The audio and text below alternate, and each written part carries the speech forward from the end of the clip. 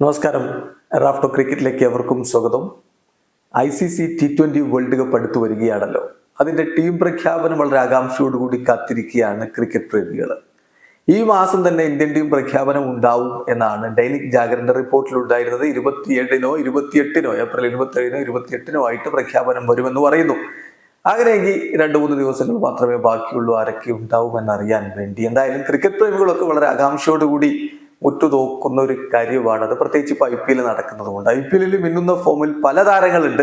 അതിൽ ആരെയൊക്കെ ഉൾപ്പെടുത്തും, 15-അംഗ സ്ക്വാഡിൽ ആരൊക്കെ ഉണ്ടാകും എന്നുള്ളതാണ് പ്രധാനപ്പെട്ട ചോദ്യം. ഒരു കാര്യം ഉറപ്പാണ്, ഇപ്പൊ മിന്നിക്കത്തി കളിച്ചുകൊണ്ടിരിക്കുന്ന വലിയ എക്സ്പീരിയൻസ് ഇല്ലാത്ത അൺക്യാപ്ഡ് ആയിട്ടുള്ള പ്ലെയേഴ്സിന് അത്ഭുതകരമായിട്ട് ടീമിൽ ഇടം കിട്ടാനുള്ള സാധ്യതയില്ല.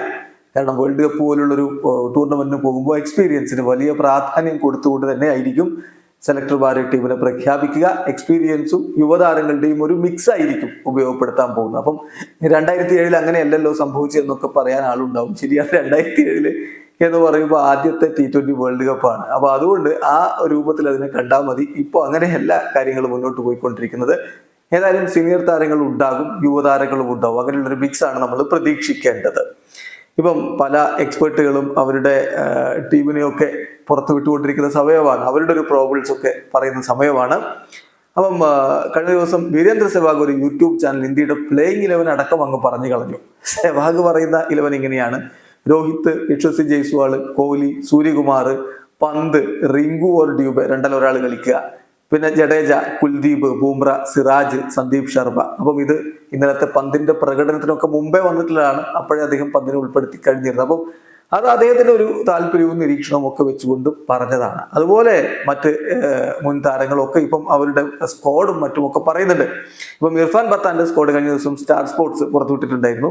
അദ്ദേഹം എടുക്കുന്ന ഒരു സ്ക്വാഡ് എങ്ങനെയാണ്, അതിൽ അദ്ദേഹത്തിന്റെ 15-അംഗ സ്ക്വാഡിൽ ഉണ്ടായിരുന്നത് രോഹിത് ശർമ്മ, യശസ്വി ജയ്സ്വാൾ, വിരാട് കോഹ്ലി, സൂര്യകുമാർ യാദവ്, ഋഷഭ് പന്ത്, റിങ്കു സിംഗ്, ഹാർദിക് പാണ്ഡ്യ, ശിവൻ ദ്യൂബെ, രവീന്ദ്ര ജഡേജ, യശ്വേന്ദ്ര ചാഹൽ, കുൽദീപ് യാദവ്, ജസ്പ്രീത് ബുംറ, മുഹമ്മദ് സിറാജ്, അർഷ്ദീപ് സിംഗ്, ശുഭ്മൻ ഗില്ല് എന്നുള്ളതാണ് അദ്ദേഹത്തിന്റെ ഒരു സ്ക്വാഡ് ഉണ്ടായിരുന്നത്. അതേസമയം അമ്പാട്ടി റായിഡു തന്റെ 15-അംഗം തിരഞ്ഞെടുത്തത് ഇങ്ങനെയാണ്, 15-അംഗ സ്ക്വാഡ് തിരഞ്ഞെടുത്തത് ഇങ്ങനെയാണ്: രോഹിത് ശർമ്മ, യശസ്വി ജയ്സ്വാൾ, വിരാട് കോഹ്ലി, സൂര്യകുമാർ യാദവ്, റിയാൻ പരാഗ്, റിങ്കു സിംഗ്, ദിനേശ് കാർത്തിക്, ശിവൻ ദ്യൂബെ, രവീന്ദ്ര ജഡേജ, യശ്വേന്ദ്ര ചാഹൽ, കുൽദീപ് യാദവ്, ജസ്പ്രീത് ബുംറ, മുഹമ്മദ് സിറാജ്, അർഷ്ദീപ് സിംഗ്, മായങ്ക് യാദവ്. ഇതാണ് അദ്ദേഹത്തിന്റെ സ്ക്വാഡ്. പരാഗും മായങ്ക് യാദവും ഒക്കെ ഉൾപ്പെടുന്ന തരത്തിലാണ് അദ്ദേഹം സ്ക്വാഡ് പറയുന്നത്. ഏതായാലും ഈ രണ്ട് പേര് പറഞ്ഞതിലും സഞ്ജു സാംസണിന് ഇടമില്ല എന്ന കാര്യം ശ്രദ്ധിക്കുക.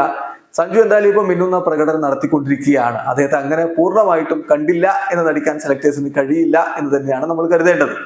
പിന്നെ എന്തായാലും വിരാട് കോഹ്ലിയും രോഹിത് ശർമ്മയും സ്ക്വാഡിൽ ഉണ്ടാകും എന്ന് തന്നെ വേണം കരുതാൻ. DKയുടെ സാധ്യത എത്രത്തോളം എന്നുള്ളത് കണ്ടറിയണം. മുമ്പും ഇതുപോലെ IPL മിന്നിക്കത്തി കളിച്ചിട്ട് T20 വേൾഡ് കപ്പിന് കൊണ്ടുപോയിട്ട് എന്ത് സംഭവിച്ചു എന്നുള്ളതൊക്കെ എല്ലാവർക്കും അറിയാവുന്നതാണ്. പിന്നെ ഈ പ്രായത്തിൽ അദ്ദേഹത്തെ ഫിനിഷറാണെന്ന് സംശയവുമില്ല. പക്ഷെ അദ്ദേഹത്തെ എടുക്കാതെ യുവതാരങ്ങളിലേക്ക് സെലക്ടേഴ്സ് തിരിഞ്ഞാലും അത്ഭുതപ്പെടേണ്ടതില്ല. അപ്പം പന്തിനും സഞ്ജുവിനും ഒക്കെ നല്ല സാധ്യത ഉണ്ട് എന്ന് തന്നെ വേണം പറയാൻ. പന്ത് എന്തായാലും സ്ക്വാഡിൽ ഉണ്ടാകും എന്ന തരത്തിൽ തന്നെയാണ് ഇപ്പോൾ കാര്യങ്ങൾ പോയിക്കൊണ്ടിരിക്കുന്നത്. സഞ്ജുവിന്റെ കാര്യത്തിൽ പൂർണ്ണമായിട്ടും സഞ്ജുവിനെ എഴുതി തള്ളേണ്ടതില്ല.